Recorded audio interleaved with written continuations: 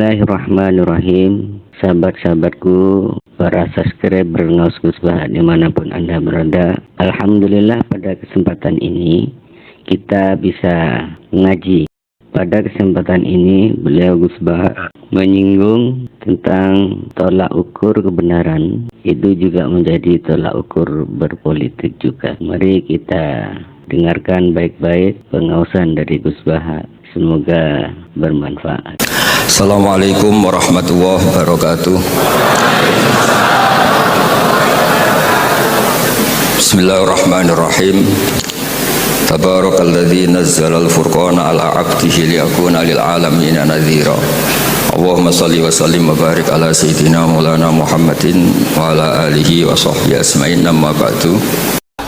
Terus kalau niku kadang-kadang nggih saged kereng, tapi kereng kula niku sisi ilmiah yang ekstrim. Saya ingin agama seperti zaman Pak Hamid, izul mu'min qiyamuhu billail, atau syaraful mu'min qiyamuhu billail wa izzuhu istighna'uhu anin nas. Terus sing tekos dan tentang mriki nak bengi tahajud terus yakin sujud itu kenangan terbaik, aset terbaik.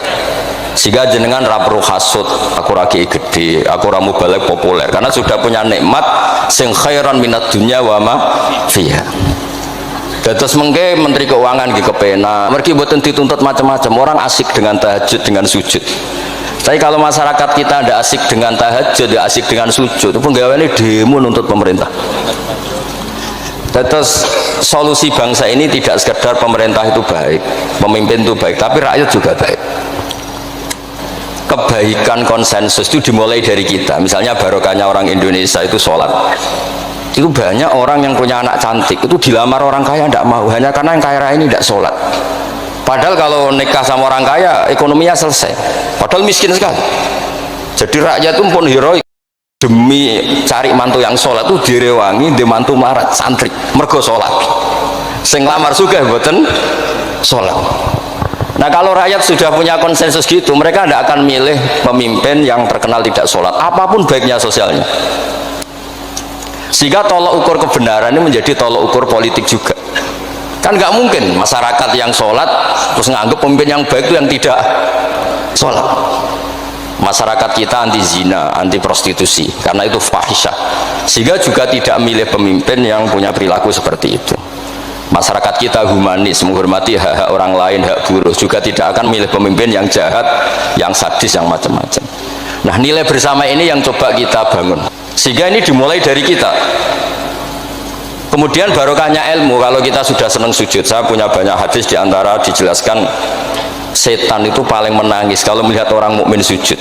Kata setan itu, gara-gara sujud saya dikeluarkan dari surga karena menolak sujud tadi. Kalau niku Mbak Idris nate teng beberapa daerah yang luar biasa susahnya. Kalau jadi kiai gede paling nyesal itu satu, kiai kecil itu di daerah-daerah tertinggal itu mendirikan masjid. Kiai nak pun gede kados kula diundang ning masjid disangoni kas masjid. Wong niku nyesal kula teng Pangeran Monteng amen. Sing kiai cilik melarat muassisul masjid, banil masjid, sing kadang kiai gede kados kula disangoni dhuwit kotak masjid. Lha sing kiai cilik iku gawe masjid, sing kiai gede entuk kok masjid. Itu barokahnya ilmu, saya bisa istighfar. Kalau saya tidak punya ilmu seperti itu, tidak punya ilmu warak seperti itu, mungkin bangga untuk sanggup kok kotak masjid niku bangga. Jadi saya mohon dah dilatih, keilmuan itu dilatih, sehingga barokahnya itu juga nura yamsi bihi finnas. Allah tidak ngendikan nura yamsi fil madaris wala fil muassasah wala fil masajid, tapi yamsi bihi finnas. Teman-teman kita yang di Taiwan, di Amerika, di Eropa itu di Indonesia dilatih sujud, dan sujud itu jadi kebutuhan. Mereka mahasiswa, mereka pekerja, mereka pejabat. Kepikiran kalau di Korea ada masjid, di Amerika ada masjid, di Eropa bikin masjid, bikin komunitas pendidikan. Itu kalau dari awal dilatih mendapat, tidak akan jadi. Karena dilatih nunggu tapi barokahnya mereka dari pikirannya sendiri, nurayam sibihi finnas. Teman-teman pekerja itu urunan terus bikin apa? Masjid, bikin pendidikan. Terus target kula ya, target saya itu kepengen tiang Islam itu punya nuroy yamsi bihi finnas. Mereka tersiksa kalau di komunitasnya itu tidak ada tempat sujud. Jangan dilatih, kalau menurut saya jangan dilatih dengan kebesaran-kebesaran itu. Monggo lah kita menikmati tadi ada istilah wali masyhur, ulama terkenal itu buat orang Islam supaya dapat pahala. Piro-piro ngidolakno wali, mboten ngidolakno penyanyi dangdut ngoten mawon. Tapi secara hitung-hitungan keilmuan, saya ulang lagi, hitung-hitungan apa? Keilmuan, kita ngitung kalau semua orang Islam afrodul muslimin gada semangat bikin sujud, akhirnya pertama ada tempat sujud di Korea itu yang bikin anak-anak TKI, di Taiwan, di beberapa negara Eropa, bahkan di Amerika pertama yang bawa Islam itu kebanyakan juga orang imigran, punya kebutuhan sujud bikin masjid, padahal zaman itu belum mungkin secara hukum negara Amerika, masih imigran gelap, lama-lama jadi orang terpelajar, lama-lama bahkan jadi yang senator macam-macam. Itu dimulai dari nuro yamsi bi finnas, bukan dimulai dari kebesaran. Lalu kalau nu sajane nggih radi susah jadi kiai gede nggih susah. Susah wow, takut saya tidak punya kecakapan lagi bina sing nuro yamsi bihi napa finnas. Nggih bapak kula nu akrab sangat kalian Pak Hamid, karena Pak Hamid sepupu bahasa itu di antara dawuh yang diingat-ingat itu nur aku soleh-solehku dhewe kok terus wong sering ngekeki dhuwit. Maksudnya saya soleh-solehnya sendiri untuk taqarrub ila Allah kok orang ngasih fasilitas napa duniawi. Makanya terus beliau sakho sekali karena itu menghilangkan hisab. Jadi itu satu-satunya cara untuk menghilangkan apa? Hisab. Kan kita soleh itu inginnya dapat pahala di akhirat. Tapi di Indonesia itu baik. Orang soleh pun dapat fasilitas duniawi. Menjual kesolehan itu gampangnya Masya Allah. Sehingga yang nggak soleh pun pura-pura soleh. Dan itu akhirnya nyuwun sewu jadi materi. Dulu kita nyari ilmu ikhlas. Makanya kata Mbah Mun itu jadi santri ikhlas di Bang Kiai. Kok sakit ya? Gue nak jadi santri oke, sopo mbok cucuk, tapi nak jadi kiai koyo saingan, karena kayak rival gitu. Jadi ini kalau rilek mawon, terus yang terakhir ini kalau buatan lami-lami, kalau cerita tentang iltizat dan aklian. Dari sekian hitung-hitungan, kalau sering jagongan kalian Mas Sama, Mas Aziz. Dari sekian hitung-hitungan itu, yang bisa mengawal Islam ila yaumil qiyamah itu adalah logika, iltizat dan aklian. Kalau kata kitab Fathul Bari. Karena kalau hukum wujubul akli, kalau kita zaman ngaji itu ada wajib akli, itu ketika kita kecewa itu tetap. Misalnya saya didik Mas Aziz dengan gaya sosial, sekali ada orang yang lebih sosial saya ditinggalkan. Saya didik masyarakat, sekali beda pilihan pilpres saya juga ditinggalkan, karena ini urusan sosial. Tapi kalau dididik iltizat dan aklian, ini kata kitab Fathul Bari, orang itu tidak bisa mengelak, karena cocok tidak cocok, logika itu tidak terbantahkan. Ya tadi saya kemarin ngaji di sini juga cerita, kenapa ada syahidallah annahu la ilaha illallah satu wal malaikatu wa ulul ilmi qaimam bil qist. Kesaksian itu hanya ada tiga, satu kesaksiannya Allah tentu gak tertandingi, kedua kesaksian malaikat karena melihat langsung surga dan neraka, ketiga kesaksian ahlul ilmi. Berarti dari unsur makhluk itu nomor satu itu ahlul ilm, ulul ilm. Imam Amudi ketika ditanya, kenapa kamu bisa yakin kalau Allah itu ada? Ya jawabannya gampang, hadhil makhluqat maujudah. Ini makhluk ini maujud semua. Bagaimana maujudat khalaqahal adam? Bagaimana sesuatu yang maujudat kemudian penciptanya adalah nihilisme, sesuatu yang tidak ada. Sehingga Jubair bin Mut'im ini pemikir Arab top. Ketika Nabi baca surat Tur di antara ada ayat am khuliqu min ghairi syai'in, dia langsung Islam.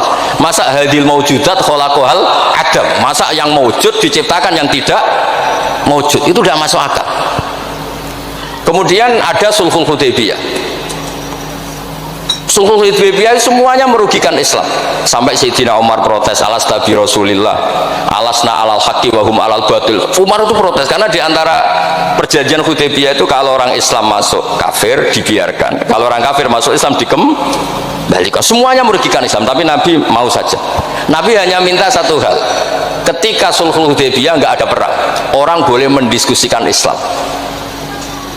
Sama siapa teks yang dikatakan Imam Zuhri, fama futiha fil islami fathun kana a'zuma minhu innama kanal kital haisul taqonnas falamma kanatil hudnah wa wadu'atil harbu awzaruha wa amana nas ba'duhum ba'du fatafawadu fil hadis wal munaza'ah falam yukallam ahadun bil islam yaqilu syai'an illa dakholafi.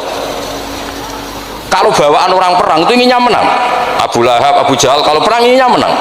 Sahabat sendiri perang ingin menang, sehingga tidak ada diskusi sebetulnya Tuhan itu siapa, yang pantas jadi Tuhan itu siapa. Tapi ketika Nabi minta, oke, kita tidak perang 10 tahun, oke, semua perjanjian saya rugi gak apa-apa, tapi orang boleh diskusi Islam. Akhirnya dibanding-bandingkan, Abu Jahal bin Muhammad itu bener di, ya bener Muhammad, Abu Jahal itu biasa bodoh nih. Muhammad mulai cilik udah tahu bodoh nih. Kita titip uang juga di Muhammad, berarti sudah gagal Abu Jahal jadi pemimpin. Yang dipemimpinkan Muhammad. Mereka zaman itu masih jangkar, masih nama Muhammad. Terus berhala Namrud, Fir'aun. Yang jadi Tuhan itu pantasnya siapa? Kalau yang dipromosikan Muhammad, yang jadi Tuhan ya yang khalaqas samawati wal ardo. Terus Nabi Muhammad juga menantang, ara'aitum ma tad'una min dunil aruni madza khalaqu minal ardi am lahum syirkun fis samawat. Ada kualifikasi jadi Tuhan, syaratnya apa? Dia pencipta langit, pencipta bumi, dia pencipta air, dia ini itu. Abu Jahal ndak, berhala-berhala ndak, Lata Uzza ndak. Akhirnya semuanya masuk Islam. Gara-gara barokahnya apa? Diskusi. Makanya di Quran sering ada kul ara'aitum, kul ara'aitum. Dan Allah mempersilahkan di diskusi itu. Makanya kata Imam Zuhri, falam apa itu tadi, fatafawadu fil hadis wal munazah, mereka debat terbuka. Nah sekarang itu orang harus ngaji seperti ini. Nah kalau iltizatan aklian tadi yang disebut kitab Fathul Bari, jenengan ngaji saya wajibul akli, setelah itu jenengan kecewa dengan saya, entah urusan politik, entah urusan ekonomi. Sampai tidak bisa membuang logika anda, itu tidak bisa. Sampai bisa nggak jadi orang komunis, ateisme, nihilisme, terus berpendapat gini, hadil maujudat sabaqohal adam wa khalaqohal adam. Ini yang maujudat, langit bumi, penciptanya adalah ketiadaan. Fakih fayakunul adam yu'athir wa yakhlut. Bagaimana sesuatu yang tidak ada kemudian bisa menciptakan. Jadi akhirnya faham nihilisme ini hilang. Barokahnya ya kayak Indonesia itu. Kadang di tonggo kiai ini wis kereng, rapati sosial, ya tetap Islam. Mereka iso kecewa kiai, tapi wong ora iso kecewa mbek napa? Islam. Beda pilpres, beda pilgub, dia tetap Islam. Bahkan orang nyun sewu yang masih suka mabuk, suka main perempuan, itu tidak pindah agama. Yang nyun sewu yang tidak melarang itu tetap Islam. Karena logika yang dibangun Islam itu logika sing ma'ruf, logika sing makbul, sehingga apapun kecewanya orang Islam. Nah ini pesannya Imam Ibnu Hajar al Asqalani yang nyarai Bukhari, orang Islam itu harus didorong berlatih terus dengan kekuatan iltizatan aklian. Dia punya kenyamanan berpikir, karena agama ini li qaumi ya'qilun, li qaumi yatafakkar. Makanya dulu Nabi itu urusan sosial pun tuh Nabi kalau ngendikan itu mesti dilogika. Misalnya begini, ini yang urusan tauhid sudah sering saya jelaskan. Sebelum urusan sosial saya cerita Imam Tauhid. Saya berkali-kali cerita, Imam Amudi itu keramatnya itu karena guru matematika. Saya berkali-kali cerita. Terus kata Allah, silahkan ngajar malaikat saya tentang matematika. Itu malaikat diajarkan. Kenapa saya percaya Allah itu wajibul wujud? Beliau nulis, angka 2, 3 sampai 1 miliar itu nisbatnya ke angka 1 itu nisbatul far'i ilal asli. Semuanya itu dinisbatkan ke angka 1, yang 1 itu dasar, yang lainnya itu farbun. Bu angka 1 miliar ya dimulai dari 1, 2, 3 dari 1. Berarti al aslu adalah Allahus somad qul huwallahu ahad. Gambar kayak apa ruwetnya juga dimulai dari 1 titik. Nah titik ini nuqtatul wujud, maka sirnya bismillah dimulai dari 1 titik. Nah kalau umat ini dilatih begitu, itu mbok kecewa kayak apa tetap Islam. Tapi kalau dilatih penak dadi kiai, sering diundang ning wali kota disangoni, ono kiai sing ra disangoni terus rapati Islam. Enak dadi kiai top, sering diundang ning ndi dihormati, kok sing rapati dadi top terus rapati bangga mbek Islam. Tapi kalau dilatih iltizazan aklian, apapun kondisinya mereka akan nikmati ilmunya sendiri, nikmati akalnya apa? Sendiri. Ada beberapa kasus sosial yang gagal, tapi Nabi bisa mendidik dengan teori iltizazan aklian. Ada istaka rojulun, syaka rojulun ila Rasulillah, bapak saya itu nakal sekali ya Rasulullah, sayyul khuluq. Terus bapaknya datang pakai yattaki walal aso. Terus Nabi tanya, itu bapak kamu ya? Terus bapaknya, ini orang ini mengadukan kamu itu sayyul khuluq sama anak kamu. Terus kata bapaknya, innahu kana faqiran, innahu kana dhaifan wa ana qawiyyun wa faqiran wa ana ghaniyun wa lam amna'hu syai'an min mali wal yauma ana faqir wa huwa ghaniyun wa ana dhaif wa huwa qawiyyun wa yabkhalu alayya bimali. niki tiang anak kula niki riyen ketika kecil kula sugih dekne lemah, kula mampu dia lemah, tak urusi. Sakniki kula lemah dekne kuat mboten ngurusi kula. Terus Nabi ngendikan masame abi min madarin wala hajarin illa baka. Semua makhluk itu menangis karena keluhan bapak kamu ini. Terus Nabi ngendikan anta wa maluka li abika. Kamu dan hasil jerih kamu itu juga aset bapak kamu, sehingga jadi hukum fikih kalau al-qatil itu walid tidak bisa dikisos. Bahkan hibatul walid ya waladi boleh dirujuk. Pokoknya selalu orang tua punya hukum nopo khusus. Ada kejadian lagi, imro'atun melapor ke Nabi, dilaporkan kalau dia sayyi'atul khuluq, ibu saya itu sayyi'atul khuluq gini-gini ya Rasulullah. Jawabnya Nabi unik, lima dalam takun kadzalik khina hamalat katis ata asyurin. Kenapa kamu tidak ngomel-ngomel seperti ini ketika dia masih baik, itu yang mengandung kamu 9 bulan. Tapi innaha sayyi'atul khuluq lima dalam takun kadzalik khina ardu'atka haulaini kamilan. Terus tapi innaha sayyi'atul khuluq lima dalam takun kadzalik khina sahirat lailaha khina sahirat laka lailaha wa khina asma'at laka naharuha. Kenapa kamu tidak ngomong seperti itu ketika kamu masih butuh susunya, butuh binaannya? Sekarang kamu kuat baru ngomong gitu. Terus kata pemuda tadi, laqad jazaituha ya Rasul, saya sudah membalas itu. Apa balasan kamu? Laqad hajat tuha ala unuki, dia pernah haji tak gendong. Tapi Nabi ngendikan fawwah ma jazaitaha, kamu tetap tidak bisa balas jasa ibu kamu. Jadi orang ketika ingat sisi sayyi'atul khuluq ibunya ketika sepuh, Nabi mengeset ulang. Apa seperti itu? Lima dalam takun kadzalik. Kenapa ibu kamu tidak sayyi'atul khuluq ketika hamalat katis ata asyurin? Kenapa saat itu kamu tidak digugurkan, dibuang ke kali daripada dia anak akhirnya nggak ngaku jasanya orang tua? Lima dalam takun kadzalik khina ardu'atka haulaini kamilan. Lima dalam takun kadzalik khina tadi sahirat laka lailaha wa atma'at laka naharuha. Itu Nabi. Jadi saya ini termasuk kiai lah yang ingin semuanya kita baik itu karena ada kemampuan iltizaz dan aklian, supaya agama ini liqaumi yaqilun liqaumi yatafakkar. Kalau agama ini dijual dengan isu-isu sosial, itu bahayanya itu orang-orang kecewa. Loh, saya itu akrab sama Gus Ipul, belum pernah main ke wali kota, bukan sok-sokan zuhud. Mau nak disangoni, terus suatu saat disangoni sedarani medit, terus kurang suguhannya tersinggung, terus ribet-ribet. Soalnya kalau agama kalau dijual sosial itu ribet, karena terus tuntutannya itu mukafaah. Makanya Nabi itu dulu pinter sekali kalau misalnya masalah zina. Ada pemuda itu hipersek, nggak bisa Islam, karena kalau Islam itu melarang zina. Akhirnya geger istadzana fi zina, sama masuk Islam tapi boleh zina. Geger kan sahabat menghalau supaya gak sowan Nabi. Ketika geger-geger Nabi tahu itu ada apa? Ada pemuda mau masuk Islam tapi yastadzinu fi zina, dia harus boleh zina. Kata Nabi, mah suruh sini. Betul kamu pemuda yang mau masuk Islam kalau tetap boleh zina? Ya Rasulullah, saya ini dipersek, saya ini. Kata Nabi ngendikan pertama itu atuhibbuhu li ummi, kamu suka anak ibu kamu jadi demenan orang? Ya tidak suka ya Rasulullah. Atuhibbuhu li bintik, kamu suka punya putri yang jadi demenannya orang? Ya tidak suka Nabi.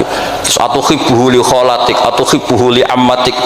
Terus dia selalu jawab walan nasuhibbuna, semua orang tidak suka kalau ibunya begini, putrinya begini, gini. Terus kata pemuda tadi, demi Allah, saya belum keluar dari majelis Rasulullah, tidak ada sesuatu yang abghadha syai'in ilayya minaz zina, tidak ada sesuatu yang paling saya benci kayak zina, karena diset. Ya sama seperti kita mungkin yang jadi kiai-kiai gede itu dalile al yadul ulya khairul minal sufla, tapi prestasi dari kiai ini entuk ora tau memberi. Ya sama seperti yang dawuh Pak Sukron Makmun, dulu kiai-kiai dulu itu berjasa, sekarang kita itu makan apa? Jasa. Jadi ini ya tadi karena saya ingat betul di antara wasiatnya Mbah Hamid, itu masih sepupunya mbah saya itu ke bapak saya, ke aku itu soleh-solehku dewe tak golek ridane pengiran, tapi wong dihormati koyo ngene. Kadang kan beliau itu sembunyi karena dengar mau ada orang ngasih uang.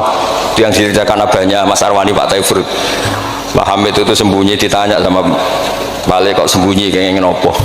Iku ana wong ngenteni aku pengen ngekeki dhuwit. Lah niku kiai-kiai jarang wani crita niku mergo ya ketoke kok piye. Ndelik ambek wong sing ape ngekeki dhuwit. Mulane kula nek ana wong medhit iku seneng. Kulo niku dadi kiai sing salam tempel iki kathah. 1.000 ya njaluk swarga, 1 juta ya njaluk swarga. Nek Gus Ipul 5 juta njuk dadi presiden, wah malah larang meneh. Mergo logika kula logika sederhana. Nek ana wali santri kok lomo ya tak dhuwit tak nggo apa lah. Riyen Mbah Hamid nanti kei dhuwit macam-macam niku wonten sing tangklet. Itu kan dhuwit yang macam-macam Mbah Hamid. Engko ora ana gunane, ya dikasihkan fakir miskin. Nek ana wali santri medhit kula nggih seneng. Ngringakno kisah. Ya ora pesen swarga. Lah itu ilmu namanya. Disenengi wong ya enak, dimedhiti wong ya enak. Mergo 1.000 njaluk swarga atuk sira salam templek gak nuntut apa kan? Saya itu pengagum Imam Syafi'i ya karena ilmiah. Imam Syafi'i itu ditanya orang. Tadi orang yang cium tangan Anda, yang hormat Anda di luar tuh ngomel-ngomel ngerasanin Anda. Jawab Imam Syafi'i lucu. Berarti saya wibawa. Buktinya depan saya ada berani. Dianggap enteng mohon. Berarti saya wibawa. Buktinya di depan saya tidak berani. Ada orang lagi, itu separuh kampung tuh tidak suka kamu. Jawab Imam Syafi'i enak, malah enak utang. Mergo nak seneng ku macam-macam kan. Man ahsana ilaika faqad qayyadaka wa man asa ilaika faqad atlaqaka. Orang yang baik dengan kamu itu ngikat kamu. Tapi kalau orang yang jelek sama kamu, atlaqaka, membebaskan kamu. Kamu naik Alphard gak perlu monggo nak badhe derek, ora cocok, lewat saja kan. Jadi itu Imam Syafi'i. Jadi dunia itu dianggap enteng saja. Ada seorang alim alama diceritain orang. Dulu saya kaya tuh teman-teman main ke sini, tapi setelah saya jadi kuli pasar gak ada yang main ke sini. Dikandani sama Habib itu malah bagus toh. Nak kancamu sing sugih tetep nilai kue, malah nonton kue pas dadi pangkul guru pasar. Malah kue isin juga delok-delokan. Jadi monggo sing nampi melarat koncone do mirip malah alhamdulillah. Nak sering dolan malah sampean isin perkara juga delok-delok. Itu ulama dulu. Jadi fenomena sosial itu diamati enteng saja. Makanya kalau sering ngajari, nak bojomu ngamuk sing syukur. Kok saged syukur? Malah ra njaluk blonjo. Nak lagi harmonis malah ngajak ning mall barang malah mahal. Jadi apa ya? Saya itu ingin keilmuan ulama dulu itu ya kayak hikam. Hikam itu udah ada yang enggak baik. Enteng saja. Mata a'taka asyadaka birrah wa mata mana'aka asyadaka qahrah. Kalau Allah sedang memberi kamu, anggap saja Allah ingin memperlihatkan kalau dia itu al-barur rahim, dat yang baik. Wa mata mana'aka asyadaka qahrah. Kalau Allah tidak mengasih keinginan kamu untuk menunjukkan kalau Allah itu al-qahar, al-jabbar, dat yang nggak bisa diintervensi. Sama di pangeran dirayu sepuh gelem kan sawangannya murahan. Sekali-kali egois, gak dituruti. Makanya wa mata mana'aka asyadaka qahrah. Jadi enak saja, pasti kasih Allah, ya Allah itu. Ya, kiai yang sering dongo ya bagus, menunjukkan lemahnya. Tapi banyak juga kiai yang dongo itu sepisan terus sudah. Wa innama yunabbahu man yajuzu alil ikhfal, yang bisa diingatkan itu orang yang mungkin lupa. Doa kemarin Allah masih ingat, kok tak ingatkan lagi itu gimana? Wong Allah tidak lupa. Kalau nate ngalami usul niku teng Ka'bah bar dongo. Sampai 2 hari pe dongo mboten saged. Mergo isin be pangeran. Pangeran wingi ya ijek eling apa tak baleni meneh. Jadi itu jenis wa innama yunabbahu man yajuzu alil ikhfal, yang boleh diingatkan orang yang potensi lupa. Padahal Allah tidak lupa. Jadi makomnya wali itu ada yang seneng dongo dalil iftiqori wa tirori, ada yang enggak suka. Enggak sukanya bukan karena tidak mau doa, karena doa yang kemarin-kemarin sudah dicatat dan Allah tidak akan apa? Lupa. Dan kalau suwun lah, ada iltizazan aklian dalam semua proses beragama kita, sehingga agama ini tidak dipertaruhkan sama hukum-hukum apa sosial. Ya misalnya kawin, nah sampean kawin kadang di bojo macam-macam. Sampean nak eling kawin sunah Rasul, aghdulil basar wa ahsanul farji, selesai. Karena itu menguntungkan kita, jadi ahsanul farji. Bisa mengekang kita dari zina. Tapi kalau sampean kawin, nak bojone ramah seneng, nak bojone sayang seneng. Padahal ora pati sayang, kan sering kecewa. Mulang juga gitu kata Mbah Mun. Kowe mulang niati merintahi pangeran. Jadi santri paham ra paham ya seneng. Tapi nak sampean mulang kepengen paham no, jebule santri murah paham kan gelok. Nah, Islam itu kata Imam Fathul Bari tadi, orang Islam harus dilatih iltizaz dan aklian. Terus kata beliau, itu yang yu'abbiru anhu syara' bi halawatil iman. Itu yang dimaksud salasun mangkunna fihi wajada halawatal iman. Nikmatnya iman itu karena kita sudah menemukan apa? Iltizaz dan aklian. Nggih ngoten mawon, kula ini bagian logika, kula kepengen jengben mboten usah kula Mas Mama, Mas Aziz niki waris wali nih. Terus waris wali kudu keramat, aja mbae wali terus melok keramat putune tapi ra melok dadi wali niku. Wingi mun kula sukani kitab Khilatul Auliya, dadi akan daftar. Niku 8 jilid. Iku belajar sak jilid pun mun dadi wali. Napa malih nak 8 napa? Jilid iki saged bersaing kalian bae niku. Nah, mari kita bawa wali. Terus sama-sama kalau sukane kitab Ithaf. Kitab Ithaf itu kata Mbah Mun seneng cerita kitab Ithaf. Dikarang Sayyid Zabidi, Murtada Zabidi. Itu kalau Mbah Hamid Pasuruan, misalnya Mbah Hamid, Mbah Dimyati, terus Mbah Mahfud, Mbah Abdullah, Mbah Abdul Manan, ini awaluman lazama min ahli Jawa nih Sayyid Sinten Zabidi. Dan kitab Ithaf itu Masya Allah belum ada kitab nyarai Ikhya sampai 800 tahun kalau nggak 700 tahun. Kan Ithaf itu sekitar tahun 1300 Hijriyah, Ikhya itu sekitar tahun 500 sampai 600. Ini nak nyarai itu semuanya ilmiah. Yang paling saya haru itu ini sebagai penutup, yang paling saya haru itu ketika cerita sholawat. Nabi jadi nabi itu setelah Isa dituhankan oleh penggemarnya, sampai overacting sampai Nabi Isa itu dituhankan. Monggo guys. Tapi terus Ithaf cerita kalimat sholawat itu kalimah yang umat ini tidak akan overacting menuhankan Rasulullah Muhammad SAW. Karena Allahumma itu pemberi, Nabi itu penerima. Kita tetap mencintai Nabi yang luar biasa, tapi tetap Allah itu pemberi, Allahumma pemberi, Nabi Muhammad penerima. Sehingga nggak akan salah posisi, yang Allah tetap Tuhan, yang Rasulullah Muhammad tetap abduhu wa rasuluh. Barokahnya redaksi sholawat Allahumma sholli ala sayyidina Muhammad, yang Allah tetap Tuhan, yang Rasulullah tetap abduhu wa rasul. Apapun senang kita pada Nabi. Nah itu juga barokahnya apa? Makanya kata Burda yang sering dikutip Sayyid Muhammad, kalau madah Nabi da'mat da'adhun nasara fi nabihimi wahkum bima syi'ta madhan fihi wa takimi. Dan itu kalimat yang luar biasa, yaitu kalimatus sholawat, menunjukkan mahabbah ke Rasulullah, tapi posisinya Allah tetap al-mu'ti, Nabi tetap al-mu'ta, wa nabi wa injalla qadruh muhtajun ila rahmatihi ta'ala. Itu kata Sayyid Zabidi. Kayak apa barokahnya ilmiah, sholawat yang redaksi kita baca terus, ternyata itu yang menjadikan hadil ummah tidak akan terperosok kayak orang-orang Nasrani. Nggih ngoten mawon, ngapunten ingkang kathah. Assalamualaikum warahmatullahi wabarakatuh. Sahabat Ngaus Gus Baha, alhamdulillah sudah kita ikuti bersama pengawasan beliau. Dari apa yang beliau sampaikan ada catatan yang bisa kita berikan. Yang pertama, berusaha dengan sekuat tenaga menjadikan sujud sebagai aset dan kenangan terbaik yang melebihi dunia dan seisinya. Berikutnya, kebenaran yang kita bangun dari diri kita hendaklah menjadikan hal itu sebagai tolak ukur dalam segala aspek, baik dalam berpolitik maupun yang lainnya. Catatan berikutnya, dari sekian solusi yang bisa mengawal Islam hingga hari kiamat adalah dengan logika, atau dalam kitab Fathul Bari disebut dengan istilah iltiza dan aklian, yaitu kenyamanan berpikir tentang Islam. Semoga kajian kali ini bermanfaat. Terima kasih.